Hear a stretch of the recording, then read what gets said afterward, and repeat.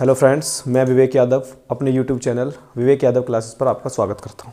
ठीक है बच्चों, जैसा कि आपको पता है कि हम मैथ्स के सारे क्वेश्चन ले रहे हैं जो दिल्ली पुलिस में आए हैं। ठीक है, और पहले मैथ्स के क्यों ले रहे हैं? क्योंकि मैथ्स का ही ज़्यादा हुआ बनाया था कि मैथ्स के क्वेश्चन कठिन आ रहे हैं, कठिन आ रहे हैं, कठिन आ रहे हैं। तो मैंने सोचा कि पहले मैथ्स के क्वेश्चन का ही चूरा बनाया जाए। ठीक है, इसलिए मैंने इसके थंबनेल में भी लिखा है कि कठिन सवालों का चूरण बना दिया। बिल्कुल ठीक है ना। देखना तुम कैसे मतलब सवालों को करने के लिए मतलब क्या अप्रोच होनी चाहिए। अगर बच्चे के पास है ना तो वो अपना 10-15 सेकंड में अपना सवाल करके आगे बढ़ेगा। ठीक है, तो उन्हीं के लिए जितना भी बेस्ट सॉल्यूशन है वो देने वाला हूँ मैं आपको। तो बढ़ते हैं, मतलब पहला क्वेश्चन अपना लेते हैं बिना समय ख़राब करे। ठीक है, मैं बिल्कुल पॉइंट टू पॉइंट बातें करूँगा, बीच में आपका तुम्हारा बिल्कुल भी, अपना भी और तुम्हारा भी बिल्कुल भी समय ख़राब नहीं करूँगा। ठीक है, स्क्रीन पर आपका पहला क्वेश्चन लगेगा, तो ठीक है देख लो अपनी स्क्रीन पर पहला क्वेश्चन, पढ़ लो आराम से पहले। और चलो मैं एक बार पढ़ के दिखा देता हूँ, मेरे पास भी है क्वेश्चन। तो देखो पहला सवाल है कि उस समचतुर्भुज का क्षेत्रफल कितना होगा जिसकी भुजा 10 सेंटीमीटर और छोटा विकर्ण 12 सेंटीमीटर है। तो जिसने समचतुर्भुज पढ़ा होगा उसे पता होगी कि उसकी आकृति देखो कैसे होती है। तो समचतुर्भुज बनता है ऐसे, इस तरीके से। उसकी आमने सामने की भुजाएं क्या होंगी? समांतर भी होंगी और बराबर भी होंगी। आमने सामने की नहीं, समचतुर्भुज में सारी ही भुजाएं क्या होंगी? बराबर होंगी। तो अगर इसकी भुजाएं दे रखी हैं कितनी? 10 सेंटीमीटर, तो ये वाली भी 10 होगी, ये वाली भी 10 होगी, ये वाली भी 10 होगी, ये वाली भी 10 होगी। मतलब समचतुर्भुज की सारी भुजाएं क्या होती हैं? बराबर। फिर तुम बोलोगे भाई सारी भुजाएं तो वर्ग की भी बराबर होती है ना, वर्ग की। लेकिन तुम देखो वर्ग की आकृति ऐसे बनती है, वर्ग बनेगा ऐसे, यानी कि इसकी भुजाएं तो चारों क्या होंगी? बराबर होंगी। लेकिन देखो इसके जो एंगल होंगे ना सारे, वो कितने डिग्री होंगे? 90 डिग्री। यानी कि वर्ग के सभी कोण कितने होंगे? 90 डिग्री के। लेकिन समांतर चतुर्भुज का एक भी एंगल 90 डिग्री का नहीं होगा। सही है ना। अब सवाल में देख लेना। अच्छा, पहले मैंने दोनों में डिफरेंस बता दिया। वर्ग में क्या होगा? वर्ग की चारों भुजाएं, मतलब आमने सामने की भुजाएं समांतर भी होंगी और चारों भुजाएं बराबर भी होंगी। लेकिन इसके चारों एंगल कितने डिग्री के होंगे? 90 डिग्री के। और समांतर चतुर्भुज में ऐसा नहीं होगा। ठीक है, अब उसका विकर्ण दे रखा है। देखो एक विकर्ण दे रखा है, छोटा विकर्ण। छोटा विकर्ण दे रखा है कितना? 12। अगर मैं दोनों विकर्णों को बना दूं तो इनके जो विकर्ण होते हैं, पहली बात तो इक्वल बाइसेक्ट करते हैं, मतलब जितना ऊपर होगा उतना ही नीचे रहेगा। क्लियर है।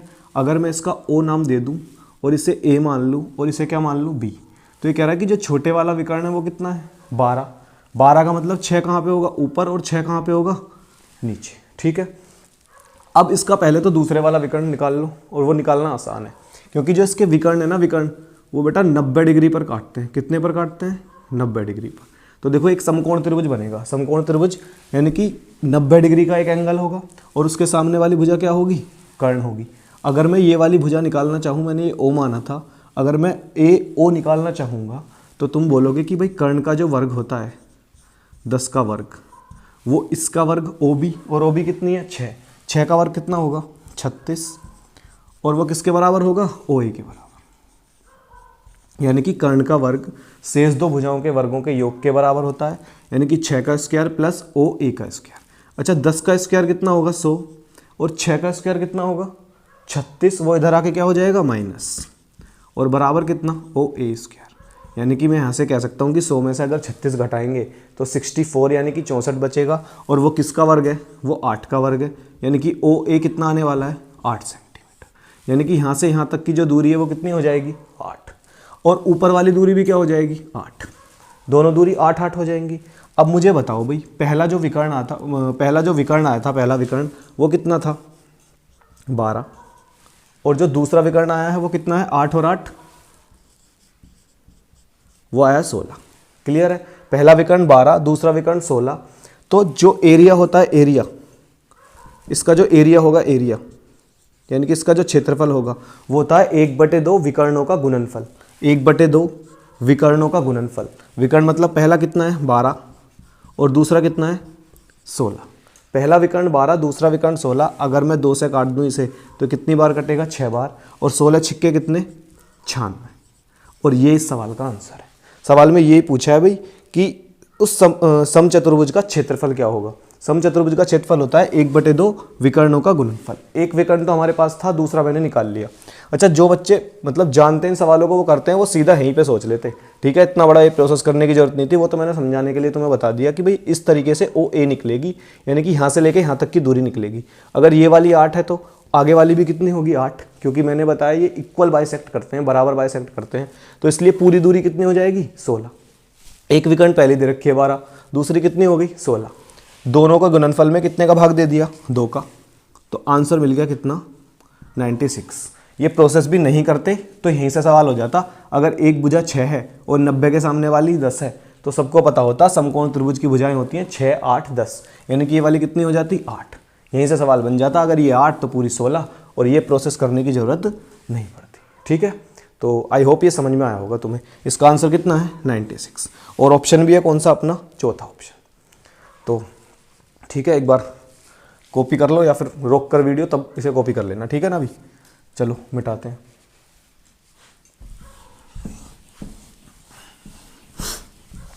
ये केवल समझाने के लिए इतनी लंबी प्रोसेस करनी पड़ी कि ओ से लेके ए तक कितना मान आया है ना, वरना बच्चा सोच लेता है, जिसको ट्रिपल याद होते हैं ना किसके समकोण त्रिभुज के, तो वो जानता है 3, 4, 5, 6, 8, 10, 7, 24, 25 मुझे याद रहते हैं, तो वो सिंपल निकाल लेता, मतलब उंगलियों पर ही देख लेता कि इसकी ये दूसरी वाली जो डायगोनल है वो क्या आने वाली है।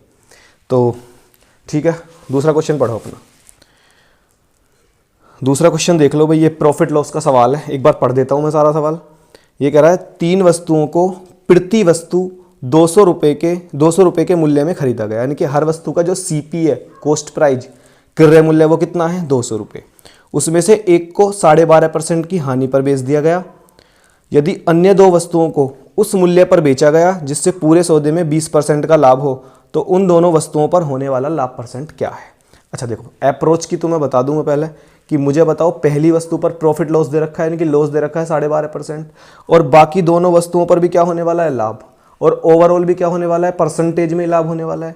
तो याद रखना, अगर सवाल में परसेंटेज में लाभ हानि दे रखी है और आंसर में भी क्या दे रखा है भैया परसेंटेज में पूछ रहा है, तो रियल वैल्यू में कभी भी एंट्री नहीं मारनी है। समझ आ रही कहानी।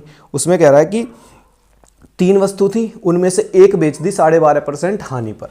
तो देखो मैं इसे ऐसे भी लिख सकता हूं कि 3 में से एक वस्तु, 3 में से कितनी वस्तु, एक वस्तु कितनी हानि पर बेच दी। अगर मैं हानि पर कह रहा हूं तो यहां पर माइनस लगा लेता हूं और 12.5 ब्रैकेट में, यानी कि 1/3 गुणा माइनस के 12.5। कह रहा है बची हुई वस्तुओं को कितने प्रतिशत लाभ पर बेचे। बची कितनी भाई, 3 में से अगर एक वस्तु बेच दी तो बची कितनी, तुम बोलोगे भी बची वस्तु है 2, कितने में से 3 में से। कह रहा है उसे कितने % लाभ पर बेचे, तो मैंने मान लिया कि उसे x% लाभ पर बेचता होगा, x% लाभ पर। और ओवरऑल बताना दोनों वस्तुओं पर क्या हो रहा है, ओवरऑल हो रहा है दोनों वस्तुओं पर 20% का लाभ, यानी कि बराबर में कितना रख दूं 20%, और लाभ हो रहा है इसलिए मैंने किस में रख लिया प्लस में, ठीक है ना। तो अगर अब मैं इसे सोल्व करूंगा तो देखो ये माइनस का 12.5/3 है माइनस का, उधर जाकर ये किसका होने वाला है प्लस का।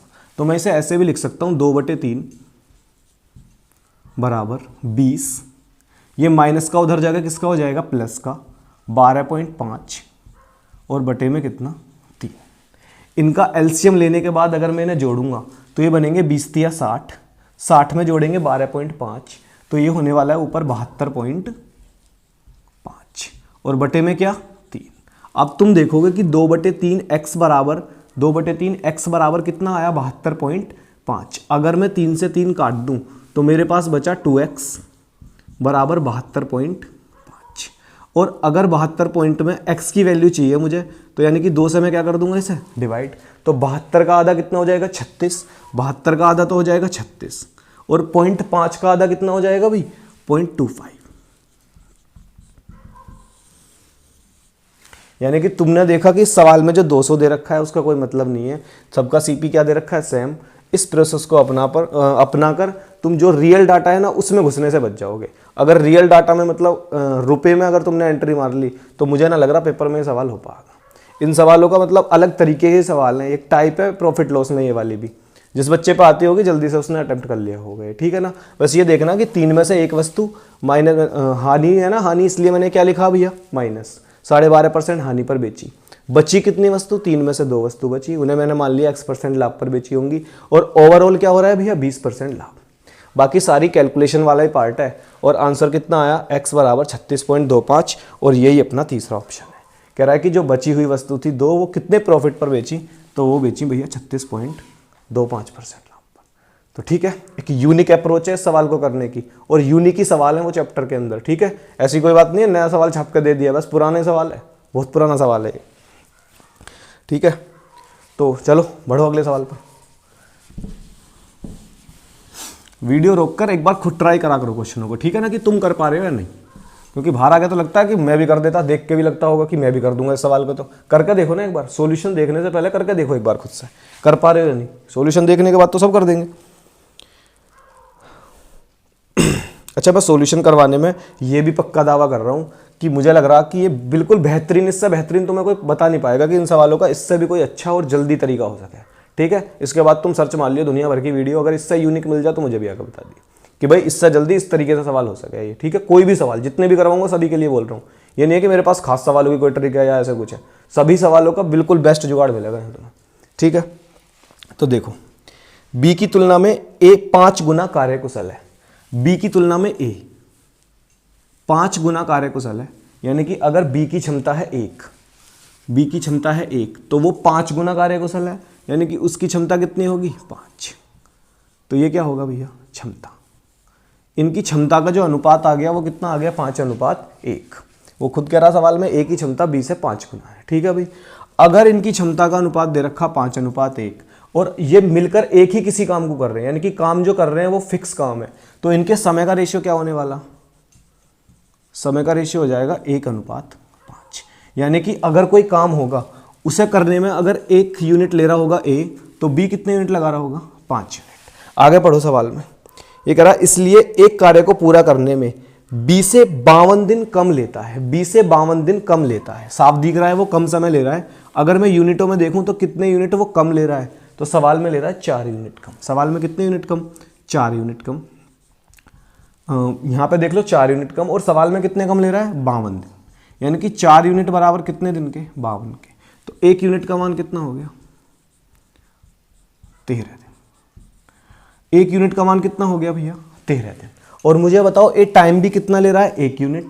1 यूनिट मतलब 13 दिन। अब साफ ये हो गया कि ए किसी काम को कितने दिन में करता है 13 दिन में, क्योंकि 1 यूनिट टाइम ले रहा था ए और 1 यूनिट का मान कितना आया 13 दिन।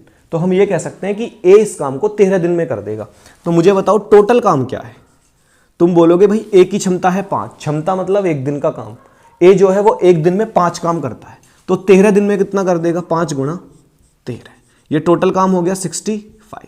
सवाल में कह रहा है भाई कि वह कार्य कितने दिनों में कर देंगे, अगर वो दोनों एक साथ मिलकर काम करें तो कितने दिन में कर देंगे। मुझे बताओ ए की क्षमता कितनी है 5, बी की क्षमता कितनी है 1। अगर दोनों मिलकर काम करें तो 1 दिन में कितना काम करेंगे 5 और 1 6, और काम कितना है भैया 65। तो मैं कह रहा हूं अगर ये दोनों मिलकर काम करेंगे तो 65 कितनी क्षमता से कर रहे होंगे 5 और 1 6। 65 में 6 का भाग दोगे 60 तक भाग जाएगा, यानी कि 6 धाम 60, और शेष कितना बचा 5/6। 10 सही 5/6 दिन में दोनों मिलकर काम कर दें। सवाल में उनकी क्षमता का अनुपात दे रखा, अगर वो एक ही काम कर रहे हैं मतलब कोई भी फिक्स काम कर रहे हैं, तो उनका जो समय का अनुपात होगा वो क्षमता का क्या हो जाएगा उल्टा। और वहां से तुम्हें दे रखा कि ए जो है कम टाइम लेता है। अगर मैं यहाँ पे देखूं तो 4 यूनिट कम ले रहा, सवाल में बोल रहा 52 दिन, तो 1 बराबर कितने दिन 13 दिन। अब इससे क्लियर होगा कि भाई ए जो था वो 1 ही यूनिट टाइम ले रहा था, और 1 की वैल्यू कितनी आ गई 13। टोटल वर्क मैंने यहाँ से निकाल दिया, क्योंकि ए की क्षमता है 5 और 5 की क्षमता से अगर उसने 13 दिन तक काम करा तो कितना काम कर दिया होगा 65। अब कह रहा है ये 65 काम दोनों को मिलकर करना है, तो 5 और 1 6, 6 की क्षमता से कितना काम करना है भैया 65, तो टाइम लगेगा 10 सही 5/6 दिन। और ये इस सवाल का आंसर है ऑप्शन नंबर 2।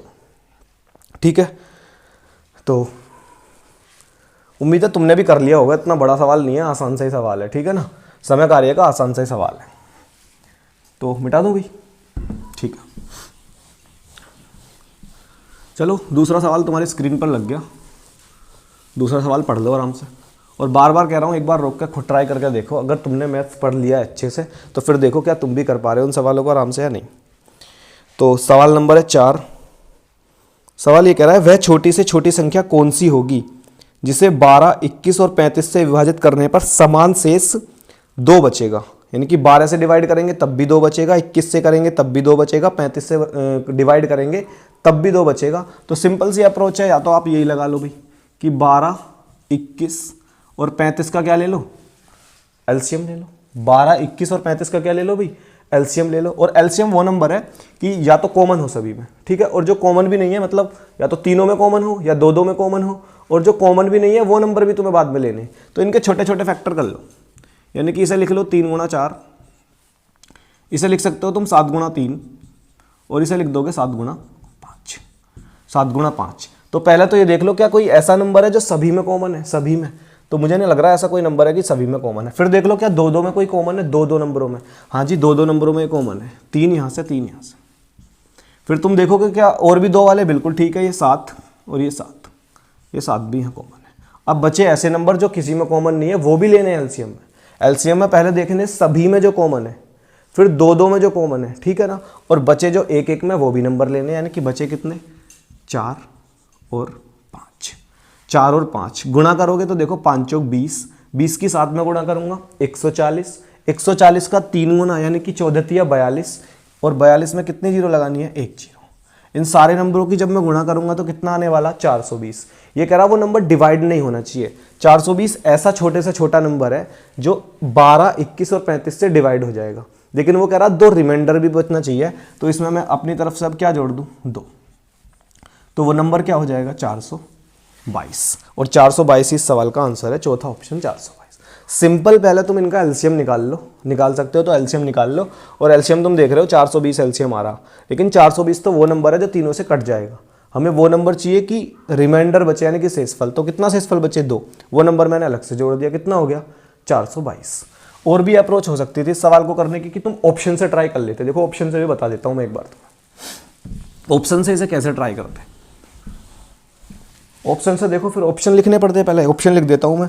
पहला ऑप्शन है 632 और दूसरा ऑप्शन है 844, तीसरा ऑप्शन है 212 और चौथा ऑप्शन है 422, ठीक है। अब ऐसा नंबर चाहिए कि इन सबसे काटने, मतलब इनसे जब डिवाइड करें 2 रिमाइंडर बचना चाहिए। कितना रिमाइंडर बचना चाहिए, 2 रिमाइंडर बचना चाहिए। अच्छा, इस बात का मतलब क्या है, 2 रिमाइंडर बचना चाहिए, यानी कि जो भी नंबर होगा अगर मैं उसमें से 2 निकाल दूं तब तो वो पूरा पूरा नंबर कटेगा।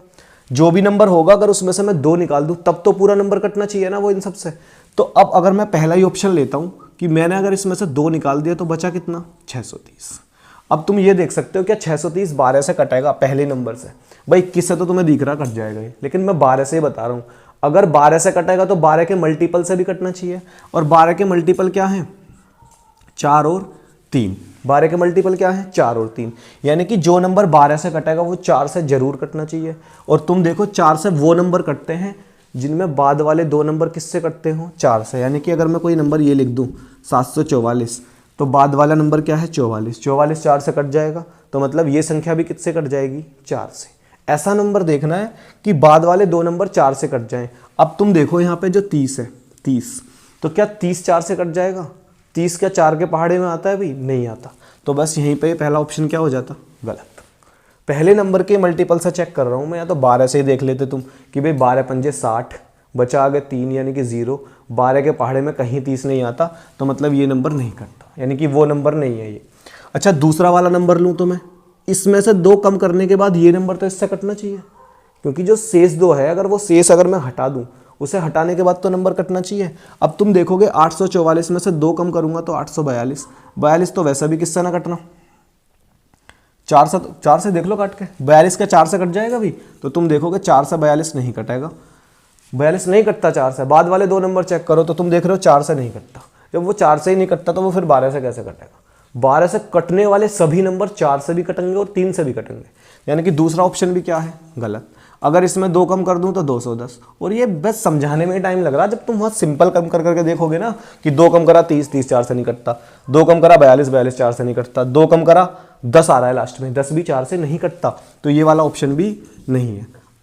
अगर मैं इसमें से 2 कम करूंगा तो 22 में से 2 कम करे 20, क्या 20 4 से कटता है, बिल्कुल सही बात है, 20 4 से कटता है। तो ये इस सवाल का क्या हो जाता, आंसर। तुम बोलोगे 2 क्यों कम कर रहे हो, 2 बेटा इसलिए कम कर रहे हैं क्योंकि इनमें भाग देने के बाद 2 शेष बचेगा, यानी कि शेष नहीं होता तो ये नंबर पूरे पूरे कटने चाहिए, तो बस वो शेष ही मैंने हटा दिया। और देखो 20 आया, और 20 पूरा पूरा कटेगा इन सारे नंबरों, सारे सब नंबर से मतलब 4 से पूरा पूरा कटेगा।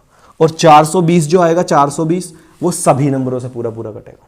ठीक है, तो या तो सिंपल देखो, इतने बड़े नंबर भी नहीं है, एलसीएम भी तुम आराम से निकाल लेते। 420 एलसीएम मैंने बहुत प्यार से निकाल दिया और उसमें 2 जोड़ दिया तो भी सवाल का आंसर आ गया। अगर ऑप्शन से करना चाह रहे हो तो ये तरीका होगा ऑप्शन से करने का।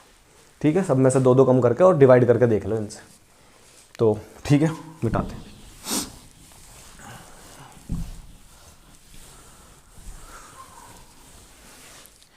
तो ये हो गए अपने कितने सवाल, 4 सवाल। 5वां सवाल देख लो। 5वां सवाल देखना बेटा,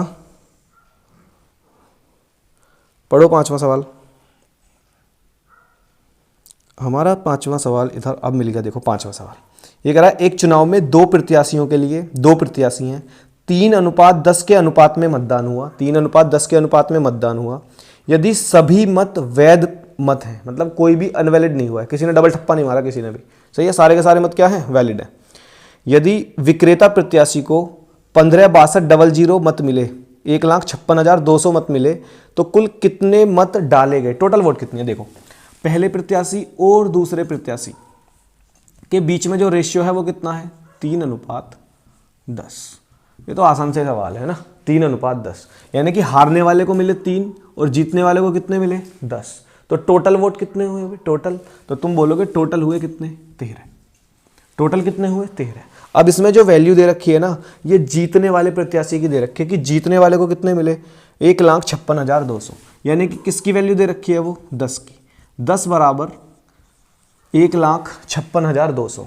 अगर मैं 0 से 0 काट दूं तो 1 यूनिट का मान कितना आया भाई, 1 यूनिट का मान आया 15,62,000, यानी कि 15,620। 1 यूनिट का मान कितना आ गया, 15,620। पूछ रहा है टोटल वोट कितने हैं, टोटल वोट, तो टोटल वोट यानी कि 13 का मान निकालना। तो 13 में 1 यूनिट का मान आ गया अगर ये वाला, तो 13 का तो मतलब इसमें कितने की गुणा कर दूं, 13 की। अब देखो या तो गुणा करो पूरी या फिर चेक कर लो। देखो जो आंसर आएगा उसमें लास्ट में क्या होनी चाहिए, 0। लास्ट में क्या होनी चाहिए, 0।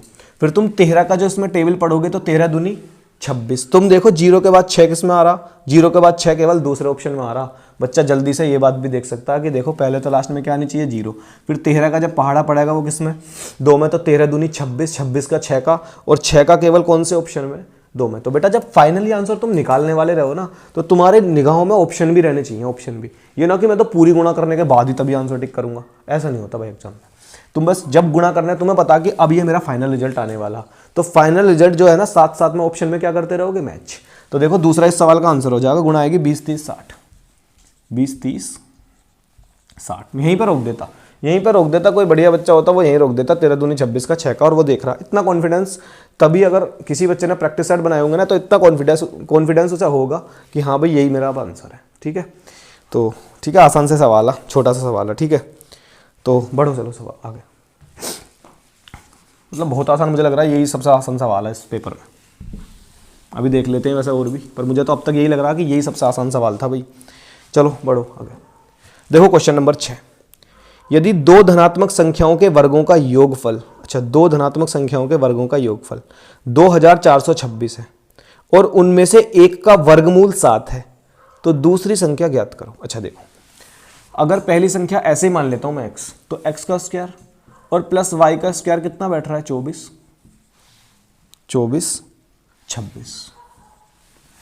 X square plus Y square कितना बैठ रहा है भैया, 24, 26। और ये कह रहा है कि उनमें से एक संख्या का वर्गमूल, यानी कि अगर संख्या x है तो इसका वर्गमूल कितना बैठ रहा है, 7। पहली संख्या तो x है, कह रहा है ना एक संख्या का वर्गमूल कितना है, 7 है, यानी कि पहली वाली संख्या का वर्गमूल कितना है, 7। अगर मैं इसका स्क्वायर करूंगा तो x की वैल्यू कितनी आने वाली है, स्क्वायर करूंगा तो दोनों तरफ का स्क्वायर होगा, तो रूट x का स्क्वायर होगा तो x ही बचेगा, और 7 का स्क्वायर होगा तो कितना आ जाएगा, 49। यानी कि पहला नंबर कितना है भैया, 49, जो पहली संख्या है 49।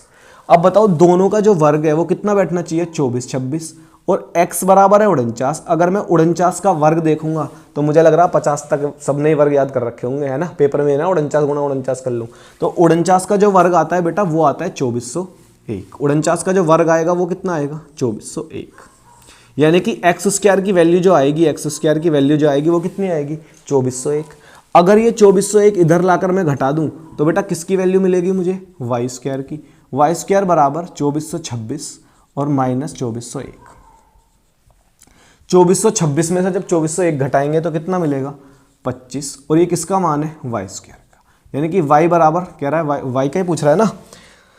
हाँ तो ये कह रहा है दूसरी संख्या क्या होगी, तो दूसरी संख्या बेटा वाई बराबर कितनी होगी, दोनों तरफ स्क्वायर रूट ले लो, तो वाई बराबर कितना होगा 5। ये सवाल का आंसर है।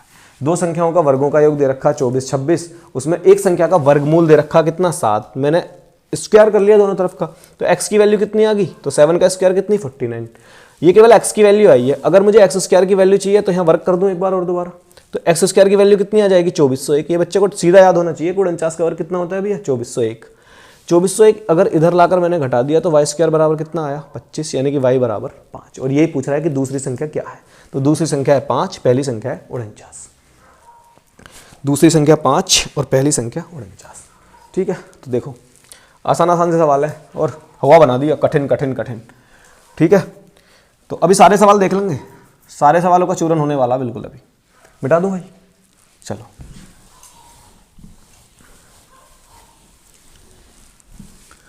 और जो भी देखो जिस बच्चे ने पढ़ रखा है ना सारा मैथ, और जो भी उसे नया सवाल आवे, तो ये फर्ज बनता है उसका कि उस नए सवाल को अपनी नोटबुक में नोट कर ले, ताकि गलती से अगर उसके आने वाले एग्जाम में आ जाए तो उसे अच्छे तरीके फेस तो कर लेगा, अच्छे तरीके से फेस कर सके, यानी कि कम समय में कर सके।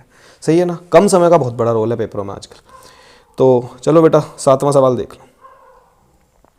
ये कह रहा है ए ने 9,000 रुपये की राशि 5% साधारण ब्याज पर 3 वर्षों के लिए उधार ली। ठीक है, उसने यह राशि 7% साधारण ब्याज के लिए 3 वर्षों के, मतलब जितने वर्षों के लिए उधार लिए उतने ही वर्षों के लिए किसी और को उधार दे दी। 3 वर्ष के लिए उधार ली थी, 3 वर्ष के लिए ही किसी और को उधार दे दी। ठीक है, लेकिन के लिए बी को उधार दे दी, उसे प्राप्त होने वाला लाभ क्या होगा। अच्छा देखो, दी कितनी रेट पर थी, सॉरी ली कितनी रेट पर थी 5% पे, दी कितनी रेट पर है 7% पर। ली थी 5% से, दी है 7% पर, और ये जो दर होती है ना बेटा ये होती है वार्षिक। तो साफ दिख रहा है भैया कि रेट से उसे तो प्रॉफिट हो रहा हर साल, वार्षिक होती है ना तो हर साल कितने का प्रॉफिट हो रहा, तो तुम बोलोगे रेट से प्रॉफिट हो रहा कितने % का 2% का। लेकिन ये प्रॉफिट केवल 1 साल का, क्योंकि दर ये 1 साल की होती है वार्षिक। तुम बोलोगे भैया अगर 1 साल का प्रॉफिट है 2% और 3 साल के लिए हमने किसी और को दिया इसी प्रॉफिट पे, 5 से लिया था 7 पे दे दिया, हर साल हमें 2% का प्रॉफिट हो रहा, तो मुझे बताओ 3 साल में कितने % का प्रॉफिट हो जाएगा। तुम बोलोगे भैया 3 साल में गुणा कर दो कितने की 3 की, यानी कि कितने % का 6% का हमें प्रॉफिट होने वाला। और प्रॉफिट होगा किस पे, अरे 6% रेट ही तो मिलेगी, और रेट निकालते हैं मूलधन पे। किस पे निकालते हैं, मूलधन पे। और मूलधन सवाल में कितना दे रखा, कह रहा कि 9,000 रुपये की राशि थी, तो भैया 9,000 का 6% हमने प्रॉफिट कमा लिया। 6% मतलब 6/100, 2 जीरो काट दो, 9 की गुणा 6 में करो कितना आएगा 54 और 1 जीरो। अगर टाइम चेंज होता तो बेटा टाइम से भी प्रॉफिट मिलता, लेकिन इसमें टाइमिंग का रोल नहीं हो पा रहा। 3 साल के लिए लिए थे और 3 साल के लिए ही किसी और को दे दिए उधार, मतलब हमने उधार लिए किसी और को दे दिए। तो जो प्रॉफिट कमा रहे हैं ना हम, वो रेट से कितने % कमा रहे हैं 2%। 3 साल में कितना कमा लेंगे 6%। तो 6% किसका प्रॉफिट, ये जो रेट % निकलती है बेटा साधारण ब्याज में, मूलधन पर निकलती है ब्याजों में, तो 9,000 का 6% मतलब कितना आने वाला 540। तो जो हमारा प्रॉफिट होने वाला वो 540 है। ठीक है, तो ये 7वां सवाल था। आसान सवाल, बिल्कुल आसान सवाल है। ठीक है, कोई लेवल नहीं है इन सवालों का। ठीक है, तो चलो बढ़ो अगले सवाल पे। पढ़ो बेटा नेक्स्ट क्वेश्चन अपना, स्क्रीन पर लगा हुआ अगला सवाल पढ़िए, पढ़ने के बाद खुद से ट्राई करिए और फिर हम उसका बेहतरीन सॉल्यूशन आपको बताते हैं। सवाल नंबर 8 हम ढूंढ लेते हैं, हमारे में 8 कहाँ गया बेटा, कहीं खो तो नहीं दिया हमने 8, चलो ये मिल गया 8। ये कह रहा है एक आयत की लंबाई एक वृत्त की त्रिज्या का 2/5 है। एक आयत की लंबाई एक वृत्त की त्रिज्या का 2/5 है। वृत्त की त्रिज्या एक ऐसे वर्ग की भुजा है, ऐसे वर्ग की भुजा के बराबर है जिसका क्षेत्रफल कितना है 4900 है। मतलब ऐसे वर्ग की भुजा के बराबर है जिसका क्षेत्रफल 4900 वर्ग मीटर है। यानी कि जो वर्ग दे रखा है वर्ग, उसका क्षेत्रफल कितना है 4900। वर्ग का क्षेत्रफल होता क्या है, अगर वर्ग की भुजा में a मान लूँ तो तुम बोलोगे वर्ग का क्षेत्रफल होता है a², और a² की वैल्यू कितनी दे रखी है 4900। a² की वैल्यू कितनी दे रखी है 4900। मैं 4900 यहीं से पहले कुछ डाटा निकाल लेता हूँ, सवाल तो अभी और भी आ गए। यदि आयत की चौड़ाई 20 मीटर है तो उसका क्षेत्रफल बताओ। अच्छा पहले यहाँ से जो दे रखी हैं चीज़ें उन्हें निकाल लेते हैं। वर्ग की भुजा अगर मैंने ए मान ली तो क्षेत्रफल क्या होगा ए स्क्वायर। सवाल में कितना दे रखा 4900 मीटर। तो बताओ अगर दोनों तरफ का वर्गमूल ले लूँ तो तुम्हें पता भाई ये किसका वर्ग है, 49 किसका वर्ग है, 7 का वर्ग है। तो ए बराबर कितना हो गया बताओ, 49 तो 7 का वर्ग हो गया और यहाँ 2 जीरो मतलब 100, 100 का वर्गमूल कितना हो गया, तो 100 का वर्गमूल हो गया 10 यानी कि 1 जीरो। ए की वैल्यू कितनी आ गई 70। और कह रहा है जो वृत्त की त्रिज्या है वो यही है, वृत्त की त्रिज्या है वही ही वर्ग की भुजा है, मतलब यही वैल्यू किसकी है, वृत्त की त्रिज्या की कितनी 70। 70 ही वैल्यू क्या है वृत्त की त्रिज्या की। अच्छा बेटा पहली लाइन पे आ जाओ। ये कह रहा है एक आयत की जो लंबाई है वो वृत्त की त्रिज्या का 2 बटे कितना है 2/5 है। आयत की जो लंबाई है वृत्त की त्रिज्या का 2/5 है। तो आयत की अगर मैं लंबाई की बात करूं तो इस त्रिज्या का कितना है बेटा 2/5। 5 से कितनी बार 14 बार और 14 दूनी 28। लंबाई कितनी आ गई भाई 28। तो लंबाई आ गई 28 और कह रहा है आयत की चौड़ाई दे रखी है कितनी 20। आयत की चौड़ाई दे रखी है 20। सवाल में कह रहा है उसका क्षेत्रफल बता दो। तो क्षेत्रफल होता है बेटा लंबाई गुणा चौड़ाई। तो लंबाई कितनी है 28, चौड़ाई कितनी है 20। तो 28 दूनी 56 सेंटीमीटर स्क्वायर। मीटर में है ना सारी चीज़ें, अच्छा मीटर में। तो 56 मीटर स्क्वायर इसका क्या आ गया क्षेत्रफल। थोड़ी सी बस भाषा जो है ना वो इधर उधर थोड़ी सी कर दी है, बाकी नॉर्मली बातें। ए स्क्वायर का मान दे रखा 4900, इसलिए मैंने ए का मान निकाल लिया कितना 70। कह रहा है जो वर्ग की भुजा है वो ही वृत्त की त्रिज्या है, यानी कि आर की वैल्यू भी कितनी आने वाली है 70। कह रहा आयत की जो लंबाई है वो वृत्त की त्रिज्या का 2/5 है, यानी कि 70 का 2/5 कितना है 28। आयत की चौड़ाई सवाल में दे रखी है कितनी 20। तो क्षेत्रफल क्या होता है लंबाई गुणा चौड़ाई, यानी कि 28 गुणा 20 कितना हो गया बेटा 560। और ये इस सवाल का आंसर है चौथा ऑप्शन। ठीक है, तो ये कंप्लीट कर लिए हमने 8 सवाल। और बेटा बढ़ते हैं कौन से सवाल की तरफ, 9वें सवाल की तरफ। छाप लो ये सवाल एक बार, ठीक है, छापना बहुत जरूरी है, जब तक छापेंगे नहीं। अच्छा सरलीकरण आ गया, सरलीकरण है 5.75 प्लस 5/7 ऑफ का मतलब का, और पहले का ही सोल्व करते हैं। ऑफ 28 माइनस 4.5, नीचे भी दे रखा 3/4 ऑफ 15.8 माइनस 3.4 और फिर प्लस 5 गुणा 2.32। तो देखो बोर्ड मास तुमने पढ़ा होगा, बोर्ड मास का मतलब होता है ब्रैकेट, सही है, ब्रैकेट सोल्व करोगे अगर ब्रैकेट दे रखा पहले, तो फिर क्या सोल्व करोगे ऑफ मतलब का। और बेटा कुछ बच्चे ना का मतलब क्या है गुणा का निशान, का मतलब गुणा करनी है, और कुछ बच्चे क्या बस गुणा करके छोड़ दें, गुणा का निशान लगा के छोड़ दें। बेटा गुणा ही करनी है, पहले गुणा ही करनी है, उसके बाद कुछ काम करना। उसके बाद तुम डी का मतलब डिवाइड, फिर मल्टीप्लाई, फिर ऐड और फिर क्या सब्ट्रैक्ट। यानी कि पहले तुम्हें ब्रैकेट सोल्व करना है, फिर तुम्हें एक का सोल्व करना है, का मतलब गुणा करनी है नंबरों की, फिर तुम्हें भाग करना है, डिवाइड करना है, फिर मल्टीप्लाई करनी है, फिर गुणा करनी है ना, मल्टीप्लाई मतलब गुणा करनी है, और फिर ऐड करना है मतलब जोड़ने हैं नंबर, उसके बाद क्या करने हैं घटाने। अच्छा पूरा सवाल मैं बोर्ड पर नहीं छापूंगा, सवाल तुम्हें भी पेपर में देखो ये कैसे अटेम्प्ट करने। अगर फ्रैक्शन में सवाल दे रखे हो सरलीकरण के, तो मेरा कहना यह है कि ऊपर वाला पोर्शन तुम पहले सोल्व करो। ऐसा नहीं है कि एक साथ हम दोनों पोर्शन सोल्व करने लग रहे हैं, ठीक है, ऊपर वाला भी लेके चल रहे हैं, नीचे वाला भी साथ लेके चल रहे हैं। बेटा पहले मैं कह रहा हूं तुम ऊपर वाला पोर्शन ले लो और उसे सोल्व करो। तो ऊपर वाला पोर्शन क्या है बताओ 5.75। इन सवालों को करने की यही थोड़ा मतलब अप्रोच होनी चाहिए कि तुम पहले ऊपर वाला नंबर ले लो, पहले उसे सोल्व करो, फिर नीचे वाला नंबर उठा लो, फिर उसे सोल्व करो। ठीक है, 2 भागों में बांट दो सवाल को। फिर कह रहा है 5/7 और ऑफ की जगह क्या लगा लूँ मैं गुणा, और 28 और माइनस 4.5, यही है। अच्छा मिटा देता हूँ अब मैं। अच्छा 7 से 28 काटो कितनी बार 4 बार। यहाँ से कितना आने वाला 5 चौक 20। तो ये प्लस के कितने आ गए भैया 20, इसमें जोड़ लो भैया। देखो 5 चौक 20, पहले प्लस करना ऐड, पहले प्लस करना बेटा ऐड। तो देखो 5 चौक 20, 20 में जोड़ो 20 और 5 25 पॉइंट कितना 75, 25.75 माइनस 4.5। सिंपल है घटाना, 25 में से पहले 4 ही घटा लो तो 21 बचे, और 0.75 में से 0.5 घटा लो तो 0.25 बचे। यानी कि ये मानो 75 में से 50 ही घटा लो, 75 में से कितना घटा लो 50, 25 में से 4 ही घटा लो 21, 75 में से 50 घटा लो कितने बचे 25.25। ऊपर वाले का जो सोल्व करने के बाद आया बेटा कितना आया 21.25। अब मैं कह रहा हूँ आराम से नीचे वाला पोर्शन उठा लो। तो नीचे लिखा हुआ 3/4 और ऑफ की जगह मैं क्या लिख दूं गुणा। अच्छा ब्रैकेट में है 15.8 माइनस 3.4। पहले ब्रैकेट ही सोल्व करते हैं, तो मैं ब्रैकेट का सोल्व रूप ही लिखता हूँ बोर्ड पे सीधा। 15 में से 3 घटा लो, कितने बचे 12, और 0.8 में से 0.4 घटा लो तो बचे 0.4। ये हो गया भाई। अब प्लस में कितना, प्लस में दे रखा 5 गुणा 2.39। अच्छा मैं चाहता तो अभी गुणा भी कर देता, लेकिन अब मैं गुणा करने वाला हूँ इन सबकी। ये तो मैंने घटा लिया, 12.4 आ गया। मुझे बताओ जब मैं 4 से ऐसा काटूंगा तो 4 तिया 12, और ये पॉइंट लगा हुआ, और 4 करना 4, और 3 की और 3.1 की क्या है गुणा, तो 3 की 1 में गुणा करो पहले 3, और 3 तिये 9, ये कितना होगा बेटा 9.3।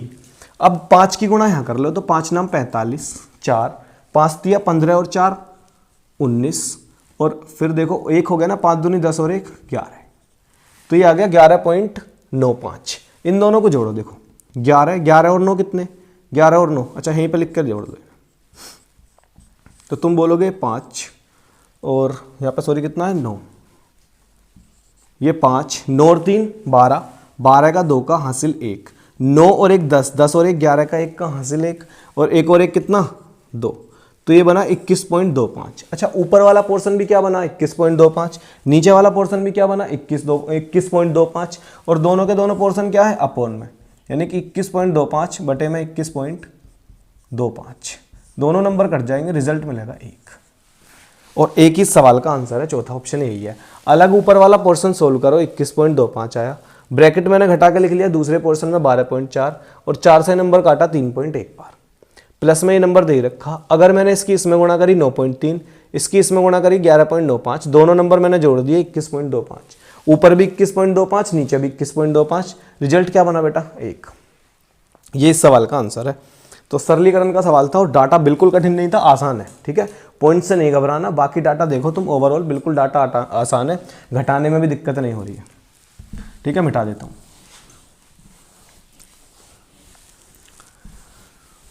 मिटा देते हैं ना, मिटा दें तुम्हारे गम सारे इस मार्कर से, ठीक है, इस वाले मार्कर से, इस वाले डस्टर से, सॉरी इस वाले डस्टर से, और ये डस्टर मिटा देंगे तुम्हारे गम एक दिन।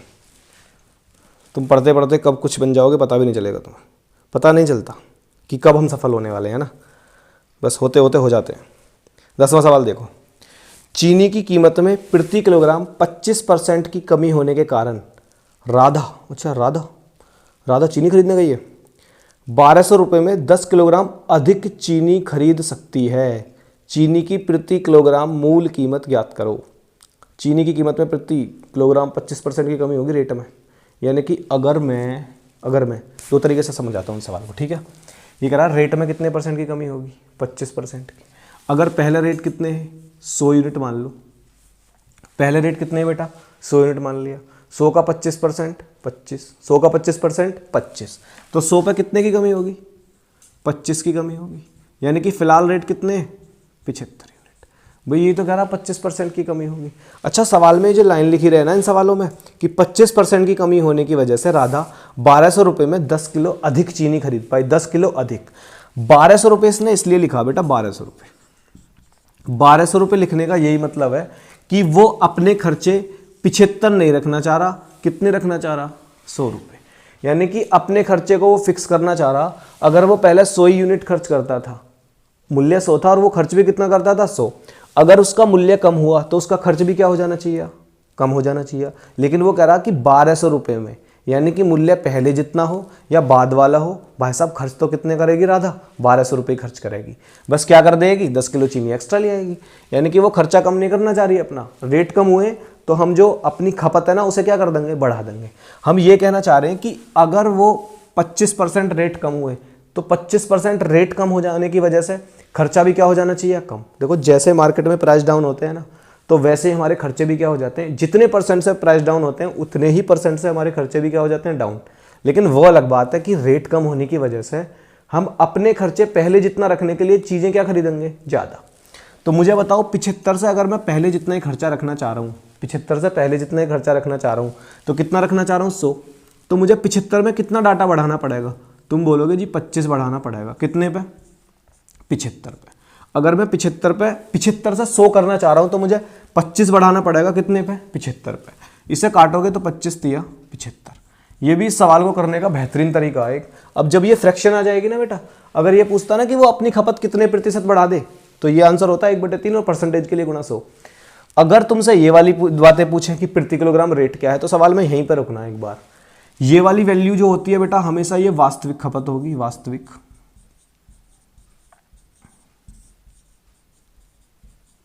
खपत। और ये वाली जो वैल्यू होगी, ये जो खपत हम कम या क्या करेंगे, ज़्यादा।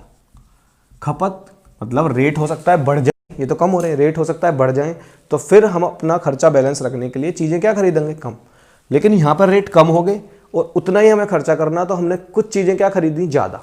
और कम या ज़्यादा वाले जो मान होंगे वो ऊपर वाले होंगे, बाकी मान यानी कि वास्तविक खपत जो होगी वो कौन सी होगी, नीचे वाली होगी। यानी कि सवाल में देखो तुम क्या दे रखा है, सवाल में दे रखा कि 10 किलोग्राम चीनी ज़्यादा खरीदता है, यानी कि इस एक की वैल्यू दे रखी है, एक बराबर कितने, 10 किलोग्राम। अगर एक बराबर 10 किलोग्राम, तो मुझे बताइए वास्तविक खपत उसकी कितनी थी, वास्तविक खपत होगी भैया उसकी कितनी, 30 किलोग्राम। अगर वो 10 किलोग्राम ज़्यादा खरीद रहा है, तो नीचे वाले वास्तविक मान है। अगर एक बराबर 10 किलोग्राम, तो 3 बराबर कितना, 3 गुणा 10 मतलब 30 किलोग्राम। पहले कितनी चीनी लाती थी भैया राधा, 30 किलो। कितनी चीनी, 30 किलो। पहले की बात हो रही है, पहले की, क्योंकि ये वास्तविक खपत है, वास्तविक रूप में है ना, प्राथमिक खपत। अगर वो 30 किलो चीनी लाती थी कितने रुपए में, 1200 रुपये में, तो बेटा 1200 रुपये में 30 किलो चीनी, तो रेट क्या होते पर किलोग्राम के, तो मुझे बताओ, 3 चौक 12, 40 रुपये पर किलोग्राम वास्तविक होता उसका। जो उसकी मूल कीमत है, मूल कीमत वो क्या होती, 40 रुपये पर किलोग्राम। अच्छा, अगर इसकी पूछता वर्तमान रेट बताइए, वर्तमान, तो मुझे बताओ राधा की वास्तविक खपत कितनी थी, 3, और आज की डेट में वो 1 ज़्यादा खरीद रही है, ऊपर वाले मान कम या ज़्यादा। अगर उसकी वास्तविक खपत है 3, तो आज की डेट में वो 1 ज़्यादा खरीद रही है, तो कितना खरीद रही है, 4 यूनिट। या फिर सिंपल देख लो, उसकी वास्तविक खपत कितनी है, 30 किलो, और आज की डेट में वो 10 किलो ज़्यादा खरीद रही है, तो 30 पे 10 किलो ज़्यादा खरीद रही है, तो कितना, 40 किलो खरीद रही है आज की डेट में। तो फिर बेटा 1200 में भाग देते किसका, 40 का, तो 1200 में जब मैं 40 का भाग देता तो आंसर आता 30, यानी कि वो आ जाता कौन सा मूल्य, वर्तमान मूल्य। अगर हमें प्रारंभिक निकालना है तो हमें प्रारंभिक खपत पता होनी चाहिए, और नीचे वाले मान क्या होते हैं, प्रारंभिक खपत। एक बार रिपीट कर रहा हूँ, मार्केट में जैसे जैसे मूल्य डाउन होगा, हमारे खर्चे भी क्या होंगे, डाउन होंगे। लेकिन हम क्या करते हैं, कुछ चीज़ें एक्स्ट्रा खरीदते हैं, यानी कि अपना खर्चा पहले जितना ही रखना है। और इसमें जो 1200 लिखा हुआ ना, उसका मतलब ये है कि रुपये यानी कि जो कीमत है वो डाउन हो या अप हो, हमें 1200 रुपये खर्च करने हैं। यानी कि हमें खर्चा अपने पहले जितना ही रखना। तो पहले जितना अगर मान अब 75 हो गया और पहले जितना ही रखना, तो सिंपल सी बात है, मान बढ़ाने पड़ेंगे कितने, 25 कितने पे, 75 पे। बाकी सेम प्रोसेस है, नीचे वाली जो होगी वो वास्तविक खपत और ऊपर वाली कम या बढ़ोतरी। ठीक है, आई होप ये समझ में आया होगा। जिस बच्चे को नहीं समझ में आया वो दोबारा एक बार देखे इसी वाले क्वेश्चन को। ठीक है भाई। अच्छा, एक और बेहतरीन सा मैं इसका अप्रोच बता रहा हूँ, और भी बच्चा क्या कर सकता है इस सवाल में। एक तरीका तो ये आगा, 40 रुपये पर किलोग्राम इसके रेट आ गए। यहाँ से सारी चीज़ें निकाल लोगे तुम। देखो वास्तविक खपत 30, वर्तमान खपत 30 और 10 40, ये वाली बात भी निकाल लोगे, खपत भी निकाल लोगे। मूल्य 30 का भाग दे दोगे तो 40 रुपये पर किलोग्राम, और 30 और 10 40 का भाग दे दोगे तो वर्तमान मूल्य आ जाएगा 30 रुपये पर किलोग्राम। ठीक है, तो चारों मान निकल जाएंगे यहाँ से। या फिर देखो, एक प्यारी सी बात बताता हूँ तुम्हें इस सवाल को करने की, और भी जल्दी कर सकता है ना। और अगर वर्तमान मूल्य पूछता तो सवाल अभी यहीं खत्म हो जाता, सीधी सीधी बात। अब मैं दोबारा कह रहा हूँ, अगर हम मार्केट में जा रहे हैं 1000 रुपये लेके, मार्केट में जा रहे हैं 1000 रुपये लेकर, ठीक है, और हमने देखा कि वहाँ रेट कम हो गए कितने परसेंट। अच्छा, डेली तरह जाते तो 1000 रुपये खर्च हो जाते, उसी हिसाब से जाते होंगे मार्केट में 1000 रुपये लेकर कि भाई इतना खर्चा हमारा, इतना हमें सामान लाना। मैं कह रहा हूँ जब हम मार्केट में गए तो हमने देखा वहाँ 25% रेट डाउन है। 25% क्या है, रेट डाउन है। तो यानी कि हमारा खर्चा भी 25% क्या हो जाना चाहिए, डाउन। समझ आ रही बात। अगर रेट वहाँ हमें 25% डाउन मिले तो खर्चा भी बेटा हमारा कितना कम हो जाना चाहिए, 25%। अब मार्केट में ये बंदा कितने रुपए लेके गया होगा, ये बंदा तो 1200 रुपये खर्च करता है भैया, 1200 रुपये खर्च करता है, तो 1200 ही मार्केट में लेके गया होगा। लेकिन वहाँ जाकर उसने पाया कि भैया खर्चा रेट जो है वो 25% कम है, तो इस बंदे का खर्चा भी 25% क्या हो जाना चाहिए, कम। तो 1200 का 25%, 25% ही लिख लो, या फिर 1/4 भी इसकी फ्रैक्शन होती है भैया। तो 25 से कितनी बार, 4 बार, और 4 से काटो कितनी बार, 3 बार, यानी कि 300 रुपये।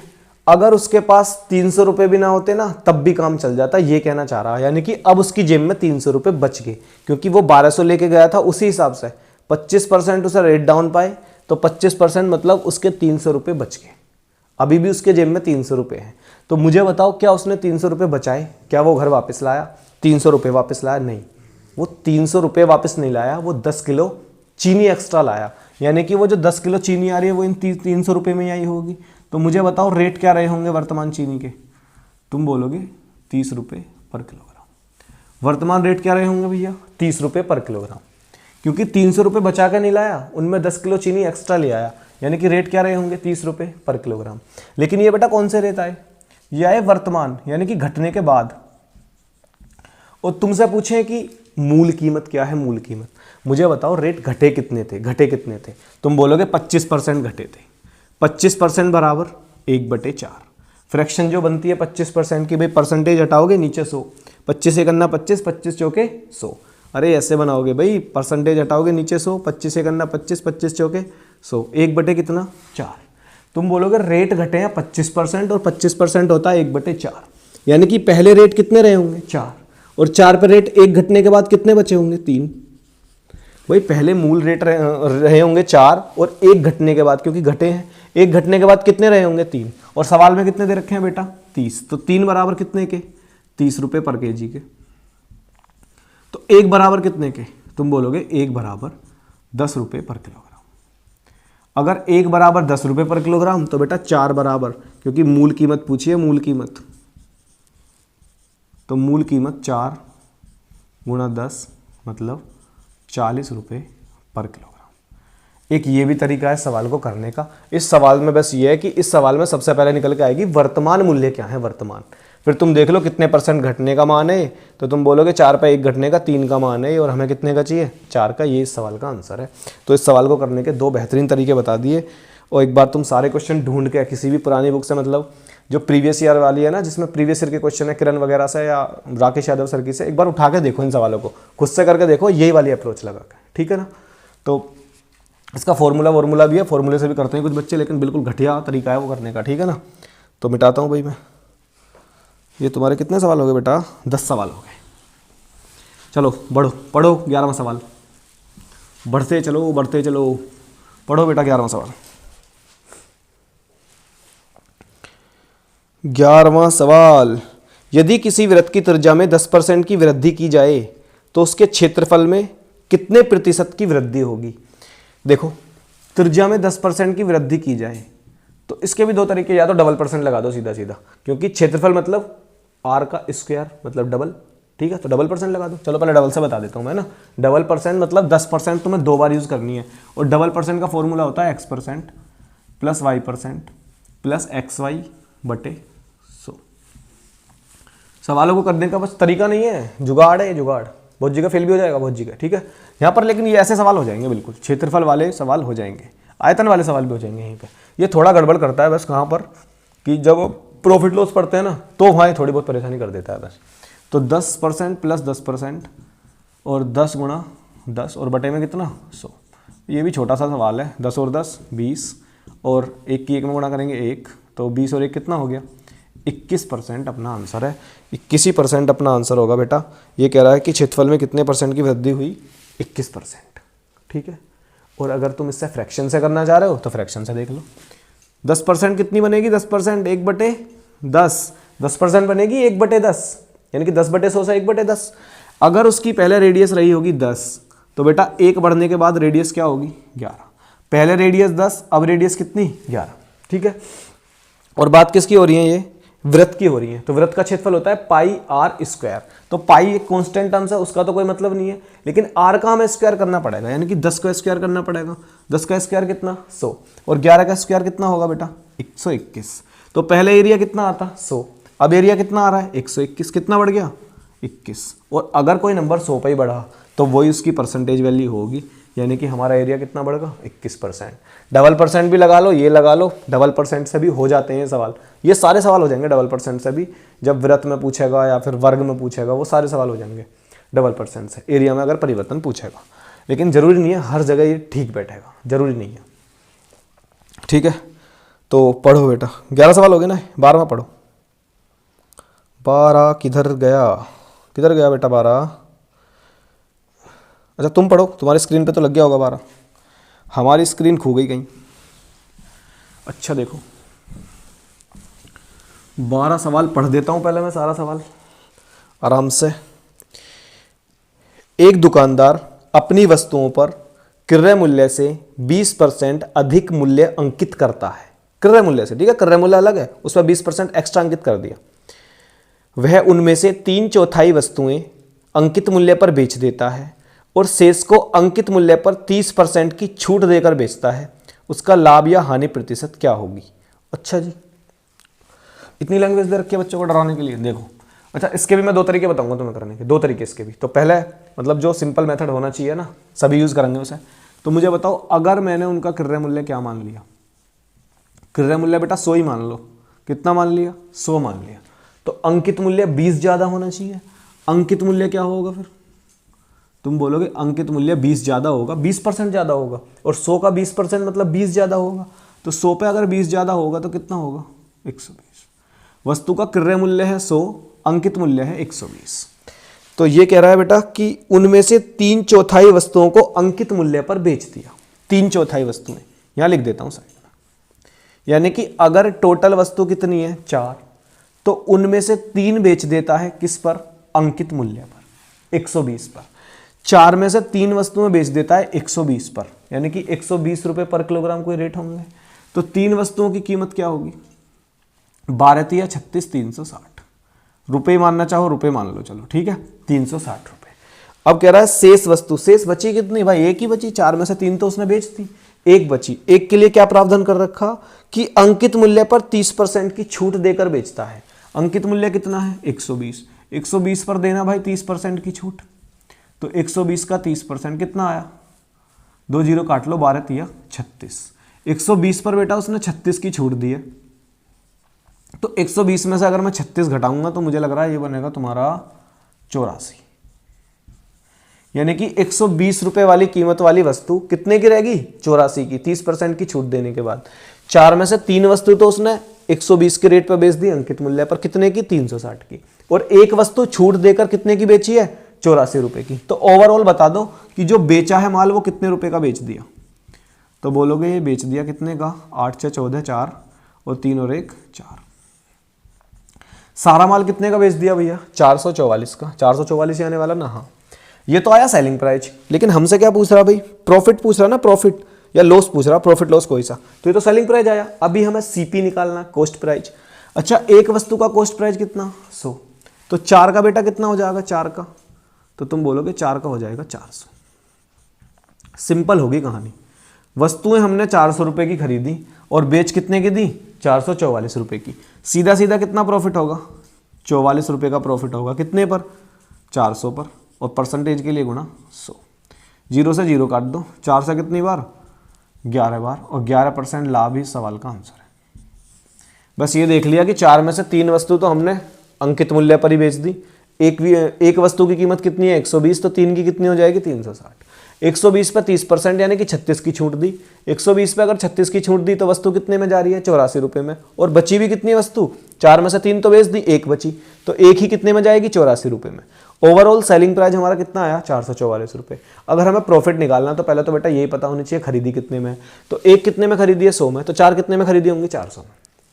400 की वस्तु 444 रुपए में चलेगी तो कितने का प्रॉफिट होगा? 44 का। कितने पे? 400 पे। और परसेंटेज के लिए गुणा 100। 11% इस सवाल का आंसर है। ठीक है, एक अप्रोच तो सीधी होगी, डाटा का यूज करने के बाद एक अप्रोच तो सीधी होगी इस सवाल में। तो बाकी दूसरी अप्रोच भी बता देता हूँ इस सवाल को करने का क्या तरीका होगा। आसान यही भी तरीका, जल्दी जल्दी से अगर गुणा कर पा रहे हो तो। ठीक है, अब दूसरी अप्रोच देख लो बेटा इस सवाल को करने की। दूसरी अप्रोच, जो दूसरी अप्रोच होनी चाहिए, अच्छा वही फ्रैक्शन वाली जो पहला सवाल करवाया ना प्रॉफिट लॉस का मैंने, वही लगेगा इसमें। सीपी पे देखो, अगर सीपी पे तुमने 20% बढ़ा दिया, सीपी पे 20% बढ़ा दिया तो सीधी सी बात है भाई क्रय मूल्य पर ही लाभ होता है। तो यानी कि लाभ ही हो रहा हमें। अंकित बेशक कर रहे हो और अंकित पे ही तुमने बेच दी। भाई अगर मैं 100 रुपए की कोई सामान लाया और मैंने उस पर अंकित कर दिया 130 और 130 पे ही मैंने उसे बेच दिया तो सीधा सीधा 30 का मुझे लाभ होगा। और 100 पे अगर 30 का लाभ हुआ तो मतलब 30% लाभ होगा। अगर कोई वस्तु अंकित मूल्य पर ही बेच दी तो जितनी वो ज्यादा अंकित करी है उतना ही % क्या होगा, लाभ। सवाल में कह रहा 3/4 वस्तुओं को अंकित मूल्य पर बेच दिया। 3/4 वस्तुओं को अंकित मूल्य पर बेच दिया। अंकित कितना एक्स्ट्रा कर रखा है, 20% एक्स्ट्रा। तो बताओ 20% ही क्या होने वाला है इन सब पे, लाभ। 20% ही बेटा क्या होने वाला, लाभ। जितना अंकित ज्यादा कर दिया और उतने पर ही बेच दिया जितना अंकित है, तो सीधी सी बात है प्रॉफिट उतने % हुआ। अब बची कितनी वस्तुएं, 4 में से 3 तो बेच दी, बची कितनी, 1/4। 1/4 वस्तुओं को क्या करा भाई, देख लो। ये करा उन्हें 20% की छूट देकर, सॉरी 30% की छूट देकर बेचा। डबल % से एक बार ओवरऑल देख लो कि कितने % का प्रॉफिट या लॉस हुआ। 20% एक्स्ट्रा अंकित करी, ज्यादा ऊपर लिख दिया मैंने शायद, यहां देख लो। 20% एक्स्ट्रा अंकित करी, फिर उस पर 30% की छूट दी, प्लस डबल % लगा रहा हूं मैं, 20 गुणा -30 और बटे में 100। माइनस साइन इसलिए लगा रहा हूं, जब जब हानि लेोगे माइनस लगाओगे, और जब जब छूट भी लेोगे तब भी क्या लगाओगे, माइनस। ओवरऑल देख लो कि 20% एक्स्ट्रा करने के बाद 30% छूट दी है, तो ओवरऑल प्रॉफिट आने वाला है या लॉस। तो मैं देख रहा हूं अभी 0 से क्या काट दी, 2 0 काट दी। 20 में से 30 घटेंगे तो -10 और 3 दूनी 6, -6 कितना आया बेटा, -16। ओवरऑल अगर माइनस में आ रहा मान तो सीधी सी बात है बची हुई वस्तुओं पर क्या हो रही है, हानि। और कितने % की हानि, बची हुई वस्तु कितनी है, 4 में से 3 यूज कर ली, 4 में से बची कितनी, 1, और उन पर कितने % की हानि, 16% की हानि। बेटा 4 से काटो कितनी बार, 5 बार, 5 दिया 15%। 4 से काटो 4 बार, और ये कितना आया, -4%। 15 में से 4 घटाओगे, प्लस के आ रहे हैं 11%, और प्लस साइन क्या दिखा रहा, लाभ। यानी कि मैंने ये बात तुम्हें बताई है, हर बार यही बात कहूंगा मैं, अगर तुम्हारे पास % और रेशियो में वस्तुएं दे रखी हैं तो रियल डाटा में किसी में एंट्री मारने की जरूरत नहीं है कि जैसे 100 120 कुछ मान लिया। % का सिंपल सा ऐसे ही यूज कर लो। यहाँ से मैंने निकाल दिया कि दूसरी जो बची हुई वस्तुएं हैं डिस्काउंट देने के बाद उन पर ओवरऑल क्या हो रहा है, तो हमने देखा -16% क्या हो रही है, हानि हो रही है। तो बस आगे वही प्रक्रिया भी है सोल्व करने की। कितना आ गया, 11% प्रॉफिट। देखो ये बेहतरीन सा तरीका था इस सवाल को करने का, और वो तरीका भी आसान ही था, लेकिन उससे जल्दी हो जाएगा। यहाँ से खुद सवाल ऐसे लिख लिख के एक बार बना के देखो, खुद करके देखो, उनके आंसर मैच करके देखो क्या हो पा रहे हैं ऐसे, तो बिल्कुल होंगे। मिटा दूं, लो मिटा दिया। 13वां सवाल देखो, पढ़ देता हूं मैं एक बार सवाल। n संख्याओं का औसत 36 है। यदि 75% संख्याओं में से, अच्छा जी, संख्याएं n है और 75% संख्याओं में से प्रत्येक में 5 की वृद्धि कर दी जाए, 5 की वृद्धि कर दी जाए, और शेष संख्याओं में से 8 की कमी कर दी जाए, तो संख्याओं का नया औसत कितना होगा। ठीक है, अच्छा पहला तो है ही 36, उसे तो मैं साइड में लिख देता हूं। पहला तो 36 है, उसे मैं साइड में लिख देता हूं। अब संख्याएं किस हिसाब से दे रखी है, कह रहा है 75% संख्याओं में से 75% अगर मैं तोड़ूंगा, 75% अगर मैं तोड़ूंगा कि परसेंटेज हटा दूंगा, नीचे क्या लिखूंगा 100, 25 दिया 75, 25 चौके 100, कितना आ गया बेटा 4/3। अब तुम देखो कि अब मैं n की जगह ये बोल सकता हूं, अगर मुझे पता ना ये जो परसेंटेज थी 75% वो संख्याओं की थी, यानी कि अब मैं ये कह सकता हूं कि जो 4 हैं टोटल क्या है, संख्याएं, क्योंकि नीचे वाले मान ही रियल होते हैं, हमेशा नीचे वाले मान रियल होते हैं। अगर मैं कहता हूं कि 4 हमारे पास संख्याएं हैं और उनमें से 3 में प्रत्येक में कितने की वृद्धि कर दी, 5 की, प्रत्येक में 5 की वृद्धि कर दी, यानी कि एवरेज में 5 की वृद्धि कर दी। भाई हर व्यक्ति के हमने 5-5 नंबर बढ़ा दिए, तो ये भी तो कह दो हमने उसका एवरेज 5 बढ़ा दिया। अगर एवरेज 5 बढ़ा दिया तो बेटा 3 नंबरों पर योग कितना बढ़ा दिया होगा, योग, तो तुम बोलोगे गुरुजी योग बढ़ा दिया होगा 5 दिया 15। समझ आ रही है कहानी। अगर तुमने हर वस्तु पर 5-5 बढ़ा दिए तो योग देखो 3 वस्तुओं पर कितना बढ़ा दिया होगा, 15 बढ़ा दिया होगा। बची कितनी वस्तु, 1, बची कितनी वस्तु 1, 4 में से 3 यूज कर ली, और बाकी कह रहा ना शेष वस्तुओं में से 8 की कमी कर दी। अगर 1 पे तुमने एवरेज में 8 की कमी कर दी तो योग में कितने की कमी कर दी होगी, 8 की कर दी होगी। 1 पे तो एवरेज में कर लो या योग में कर लो, कितने की कमी कर दी होगी, 8 की। तो 15 तुमने बढ़ाया, 8 तुमने कम कर दिया, ओवरऑल तुमने कितना बढ़ा दिया, ओवरऑल तुमने बढ़ा ही दिया, क्योंकि प्लस के मान है 15 और माइनस के मान है 8। 15 में से अगर मैंने 8 घटाए तो कितने बचे, 7। बेटा ये सवाल बढ़िया वाला है ना, CHSL से उठाया है सवाल, CHSL में आ चुका है एक बार ये सवाल। 3/4, 4 मैंने संख्या मान ली, तीन जो बची है ना 75%, उनमें जो तीन संख्या है उनमें 5 की वृद्धि कर दी। अगर 1 पे 5 की वृद्धि कर दी तो 3 पे कितने की वृद्धि कर दी? 15 पे। बची कितनी संख्या? 1, उसमें कितने की कमी कर दी? 8 की। 15 बढ़ाया, इस वाले पे 8 कम कर दिया, ओवरऑल बढ़ा ही हमारा मान। कितना बढ़ा? 7। 7 मान बढ़ा, योग एवरेज कितना बढ़ा? तो बताओ, अगर 7 योग बढ़ा कितनी संख्याओं पे? 4 पे, तो एवरेज कितना बढ़ा? तुम बोलोगे 4 × 4, और 4 × 4 के बाद बचेंगे 3, पॉइंट लगा के बढ़ा लोगे 0, 4 7 3 बचेंगे ना, तो 4 7 28, ऐसा ही ऑप्शन है ना। हाँ, 4 7 28 और बचेंगे 2 और 4 5 20। तो बताओ एवरेज में कितनी वृद्धि होनी चाहिए? 1.75 की। पहले तो वाला तो है ही एवरेज 36, अब और एक्स्ट्रा वृद्धि होगी 1.75 की। तो ओवरऑल अब तुम देखोगे एवरेज ये होने वाला 37.75। बस तुम देख लो, अब फाइनली बढ़ाई हमारा मान, प्लस में 7 आया तो मतलब ये बढ़ाई, तो ये योग बढ़ा, योग। एवरेज कितना बढ़ा? तो एवरेज 4 का भाग दे दो, संख्याओं का भाग। 7 योग 4 संख्याओं पे बढ़ा तो एवरेज बढ़ा 1.75। पहले एवरेज 36 है, 1.75 बढ़ गया, अब एवरेज हो गया 37.75। बढ़िया सवाल था ये, बेहतरीन सवाल। ठीक है, जिसने कर लिया होगा ना पहले वही करेगा पेपर में, जिसकी अप्रोच अच्छी होगी, समझ अच्छी होगी, वही कर पाएगा ऐसे सवालों को पेपर में, वरना बैठे रहिए हाथ पे हाथ रख के। कछु ना पता लगने वाला क्या हो रहा है वहाँ। नहीं समझ में आया? एक बार पीछे बैक करके देख लो, दोबारा देख लो, सही है, समझ में आ जाएंगी बातें। ठीक, 13 सवाल हो गए हमारे। तो बेटा पढ़ो 14वां सवाल, पढ़ो 14वां सवाल। हमारा कहाँ है 14वां सवाल? किधर गया? ठीक है, चक्रवर्ती ब्याज का सवाल है भाई ये तो, और इन्हीं सवालों का बहुत हुआ बना पेपरों में। चक्रवर्ती ब्याज का ये सवाल, वो सवाल देखते हैं अभी। सवाल पढ़ता हूँ मैं एक बार। अर्धवार्षिक रूप से चक्रवृद्धि की जाने वाली 8% वार्षिक ब्याज दर पर निवेशित एक धनराशि 1 वर्ष की समाप्ति पर 20,280 रुपये हो जाती है।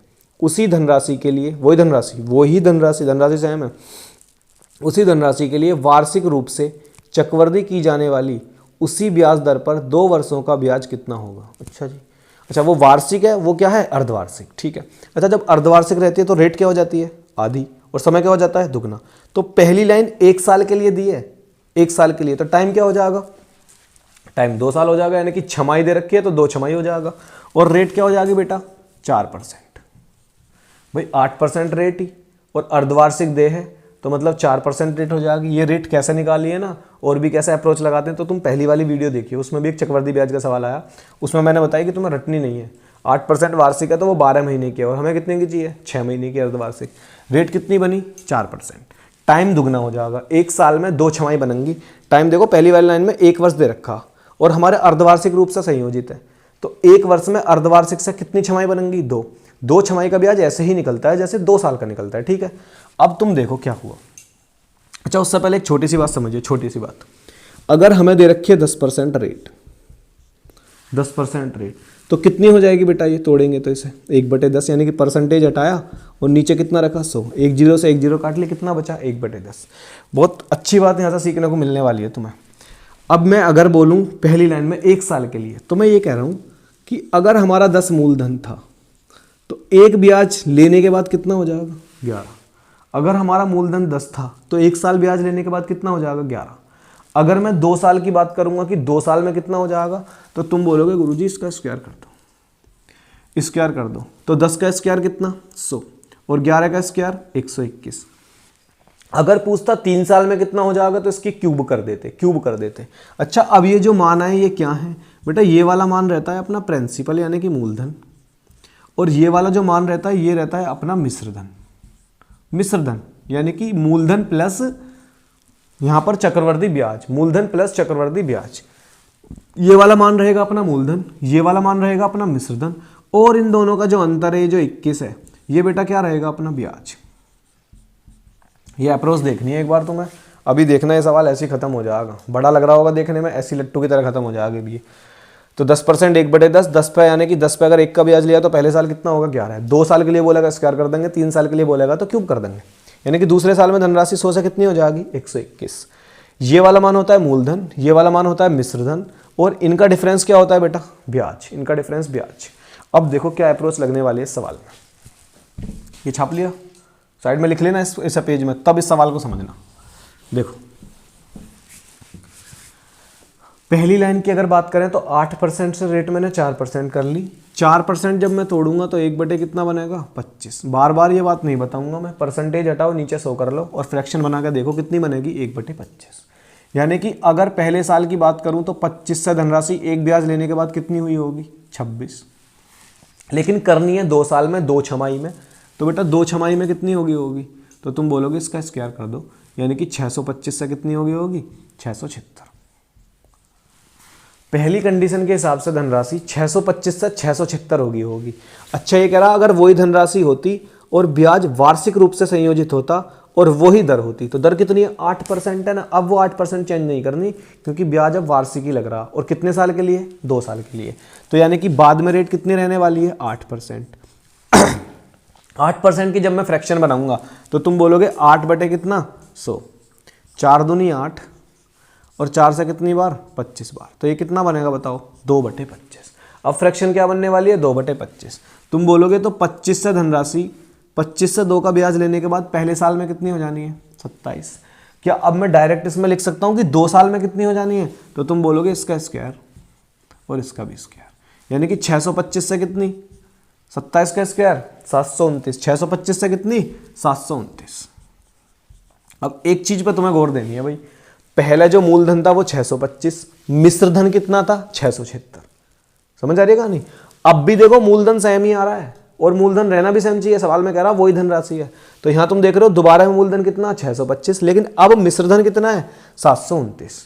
अच्छा जी, सवाल में क्या दे रखा है भैया, सवाल में क्या दे रखा है कि जो पहला वाला मिश्रधन है वो कितना है भाई 20,280, पहले वाला मिश्रधन, यानी कि हमें पहले वाला मिश्रधन 676 का मान दे रखा है 20,280 रुपए। पहले वाले मिश्रधन की वैल्यू दे रखी है 20,280 रुपए, और मुझे ना लग रहा काटने में कोई ज़्यादा कठिनाई होनी चाहिए। पहले तो देखो इस वाले जीरो को तो थोड़ी देर के लिए भूल ही जाओ, यानी कि 2000 के आसपास का नंबर जो इस वाले नंबर से कट जाए। इसके लास्ट में कितना है 6, इसके लास्ट में कितना है 8। कितनी बार टेबल पढ़ने के बाद 6 में क्या आ सके 8 जल्दी में, क्योंकि 6 दूनी 12, 6 तिया 18, 1800 के आसपास का नंबर। अब तुम देखोगे यहाँ भी 6 तिया 18 में क्या आ जाएगा 8, यानी कि ये नंबर इससे कितनी बार कटने वाला 3 बार, और एक ये जीरो है, यानी कि 1 यूनिट का मान यहाँ से कितने रुपए आ जाएंगे 30 रुपए। भाई पहले वाला मिश्रधन दे रखा, पहले वाला मिश्रधन कितना है 676, सवाल में कितना है 20,280, 676 बराबर 20,280, तो एक बराबर कितने के 30 रुपए के। ये कह रहा कि बाद वाली कंडीशन में ब्याज बताओ, बाद वाली कंडीशन में ब्याज।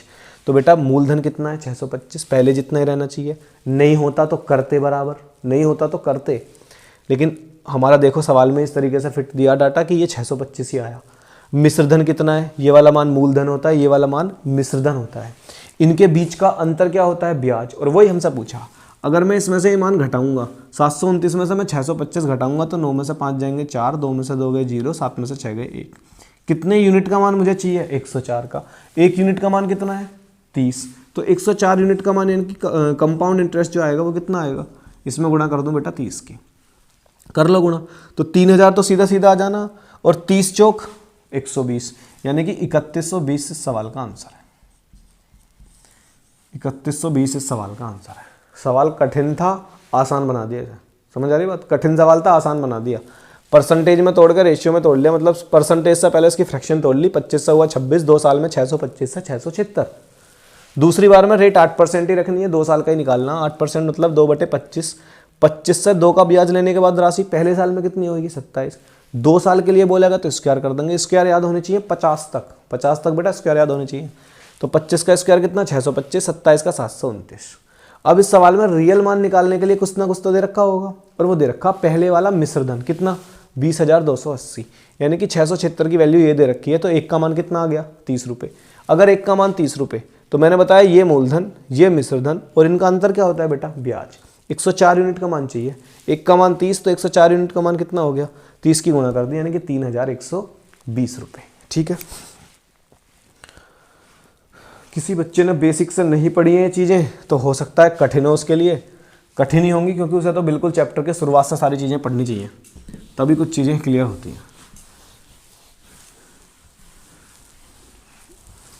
और ये 14 सवाल हो गए, और आज का अंतिम सवाल देख लो बेटा। अंतिम सवाल ये कह रहा है एक रेलगाड़ी 400 किलोमीटर की दूरी को, पढ़ो सवाल, एक रेलगाड़ी 400 किलोमीटर की दूरी को एक समान चाल से तय करती है। चलो यदि उसकी चाल 10 किलोमीटर प्रति घंटा ज़्यादा होती तो उसे उसी दूरी को तय करने में 2 घंटे कम समय लगता। रेलगाड़ी की चाल किलोमीटर प्रति घंटा में क्या होगी? अच्छा जी, अच्छा जब स्पीड कम ज़्यादा करनी है ना तो फिर तो मतलब फ्रैक्शन वगैरह बनानी पड़ेंगी। अच्छा मुझे लग रहा है इसका ऑप्शन से बहुत बेहतरीन रहेगा तरीका करना। ऑप्शन कितने दे रखे हैं भाई? ऑप्शन से चाहे ये वाला चैप्टर हो चाहे समय कार्य हो, जब जब ऐसा बोलेगा ना ए बी से 10 दिन ज़्यादा लेता है, 10 दिन, ठीक है, और फिर और भी कुछ दे दे कि भाई दोनों मिलकर करते हैं तो इतने घंटे में कर देते हैं, तो बेटा वहाँ तो मानना पड़ेगा एक एक्स में करेगा एक एक्स प्लस 10 में करेगा, या फिर किसकी मदद लो तुम? ऑप्शन की। वरना ऐसे करोगे 400 और बटे में फिर ऐसे स्पीड कर दोगे, फिर दूसरी भी 400 रखोगे तो एस प्लस क्या कर दोगे? 10 कर दोगे, फिर दोनों का डिफरेंस क्या रख लोगे? 2 के बराबर। या फिर सिंपल देखो कि 400 किलोमीटर की दूरी, चाल पूछ रहा है ना, 400 किलोमीटर की दूरी तय करवानी है, इनमें से किसी स्पीड से तय करवाओ। तो पहले तो मैं कह रहा हूँ वही नंबर ले लो जिससे 400 कट जा, पूरा 400 कट जा। अब तुम 25 से भी काट लोगे इसे, तो 25 से अगर 400 काटोगे फिर तुम्हें देखो 2500 रखने से पहले भी एक बात सोच लेनी है कि जब तुम 25 रखोगे 25 तो अगली बार तुम्हें 10 किलोमीटर प्रति घंटा बढ़ानी भी है, तो 25 पे जब 10 बढ़ाओगे तो कितनी आएगी? 35। तो 35 से ये फिर ना कटने वाला नंबर है ना। तो मुझे लग रहा है इसमें बढ़िया जो ऑप्शन रहेगा, जो आंसर भी है इसका 40, और उठाना भी यही चाहिए क्योंकि दिख भी यही रहा। अगर तुम 35 लोगे 10 बढ़ाओगे ना तो ये नंबर 35 से कट रहा ना 45 से, ये 30 से ये नंबर नहीं कट रहा है ना, 40 से कट रहा लेकिन 30 से नंबर ही नहीं कट रहा। अगर मैं ये 40 मानूं तो अगली स्पीड मुझे 10 ज़्यादा माननी पड़ेगी यानी कि 50, और ये नंबर 40 से भी कटेगा और 50 से भी कटेगा। पहले मैं इसकी नॉर्मल स्पीड से काट लेता हूँ। 40 से जब मैं इस नंबर को काटूंगा तो बेटा 40 से कटेगा ये कितनी बार? 10 घंटे। ये कह रहा अगर अपनी स्पीड 10 बढ़ा लेता तो 400 पे कितनी बढ़ा लेता? 10 बढ़ा लेता। तो 400 पे अगर 10 बढ़ा लेता तो 50 स्पीड होनी चाहिए, और 50 से दूरी तय हो जाएगी कितने घंटे में? 8 घंटे में। पहले दूरी तय हो रही है 10 घंटे में, अब दूरी तय हो रही है 8 घंटे में। तो खुद देखो तुम कितने घंटे कम लग रहे हैं? 2 घंटे। और सवाल में भी कितने घंटे कह रहा कि अगर वो अपनी स्पीड 10 किलोमीटर प्रति घंटा बढ़ा लेगा तो उसे 2 घंटे कम समय लगेगा, और 2 ही घंटे बेटा इस सवाल में कम समय लग रहा। तो यानी कि ऑप्शन से ये सवाल बेहतरीन तरीके से होने वाला। ठीक है, तो ये सवाल थे आज के पूरे 15 सवाल जो मैंने तुम्हें करवा दिए। ठीक है, एक बार तुम चाहो तो दोबारा से लिख के सवाल खुद से भी करके देख सको सारे सवाल। ठीक है, और जो भी कोई सवाल तुम्हें अच्छा लगा हो इसमें बढ़िया वाला, कि तुम्हें लग रहा है कि ये अप्रोच ये तरीके मैंने पहली बार सीखे हैं, तो बेटा एक अलग कॉपी लेकर उसमें नोट कर लो। ठीक है, छोड़ना क्या है पेपर में जब कंपटीशन में बैठना ही है तो ठीक है भाई, आज के लिए इतना ही। और अपने दोस्तों को भी दिखाओ ये वीडियो एक बार, सभी को मतलब शेयर वेयर करो, और चैनल सब जानते हैं क्या करना है। ठीक है भाई, तो ठीक है, धन्यवाद।